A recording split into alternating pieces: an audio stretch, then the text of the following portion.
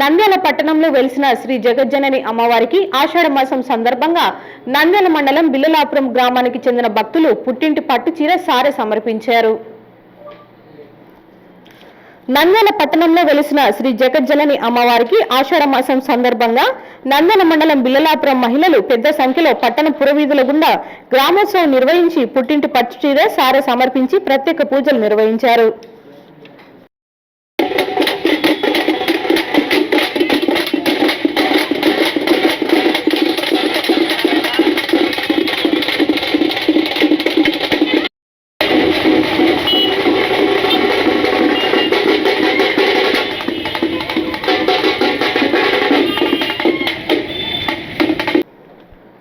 ఆషాఢ మాసం సందర్భంగా అమ్మవారిని తమ ఇంటి ఆడపడుచుగా భావించి భక్తి శ్రద్ధలతో సారె సమర్పించినట్లు పేర్కొన్నారు.